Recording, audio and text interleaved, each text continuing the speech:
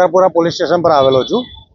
ત્યાં આગળ અમે અમારું તરસાલી નવીન વિકસિત બુસ્ટર એરિયાની અંદર પાણીની બુસ્ટરની કામગીરી મતલબ પાણી ટાંકીની કામગીરી ચાલી રહી છે। ત્યાં આગળ અમારી પબ્લિકને પાણી આપવા માટે લાઈન નાખવાની હોય, જે લાઈનો થપ્પા પડેલા હતા જે તે નેટવર્કના એરિયામાં, તો ત્યાંથી ત્રાહિત વ્યક્તિઓ કોઈ પાઇપોની ચોરી કરી રહ્યા હતા।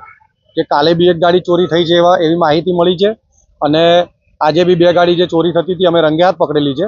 આના પહેલાં કંઈ ચોરી થઈ હોય તો હજુ ખ્યાલ નથી, પણ હવે ઇન્વેસ્ટિગેશન થાય અને પોલીસ જો આગળની કાર્યવાહી કરીને પકડે ત્યારે ખબર પડે, અથવા અમે અમારા પડેલા સ્ટોકની ગણતરી કરીએ ત્યાંથી અમને ખબર પડશે કે શું માહિતી હકીકત શું બની છે। આશરે કેટલી કિંમતની પાઇપો? આશરે આની કિંમત તો લાખોમાં જ ગણતરી હોય છે। કોર્પોરેશનની પાઇપો હતી? હા, કોર્પોરેશનની પ્રોપર્ટી જ કહેવાય। અમે કોન્ટ્રાક્ટ લીધો છે, પણ અમે ખરીદીને લાવીને કોર્પોરેશનમાં મૂકતા હોઈએ છીએ, અને અમે નાખતા બી હોય અને એનું પેમેન્ટ બી લેતા હોય, એટલે એની માટે એની પ્રોપર્ટી એક પ્રકારે કોર્પોરેશનની જ કહી શકાય। આ જે પાઇપો ચોરી થઈ રહી છે તમને કેવી રીતે જાણ? અમને સોસાયટીના રહીશો દ્વારા કહેવામાં આવ્યું કે અહીંયા અમારી માટે લાઈન તમે નાખો છો અને પાઇપો આવી છે ઘણા વર્ષો પછી, તો અત્યારે પાછી કેમ ઉઠાવીને લઈ જાઓ છો? તો કે અમને પાણી નહીં આપો। ત્યારે અમને ખબર પડી કે અમે તો ઉઠાવી નથી રહ્યા, તો પાઇપો ઉઠાવે છે કોણ?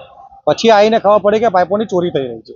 કોણ હશે આની પાછળ? આની પાછળ સૂત્રધારમાં તો કોઈ એવું જાણબેજો જ હોઈ શકે કે જે આવા કામ કરતો હોય, અથવા આવું ટ્રાન્સપોર્ટનું એવું એક કામગીરી કરતો હોય, એવો મોટો સૂત્રધાર જ હોઈ શકે। નાના માણસનું આ કામ નથી। હું હર્ષદ પટેલ આકાર કન્સ્ટ્રક્શનની અંદર જોબ કરું છું સુપરવાઇઝર તરીકે।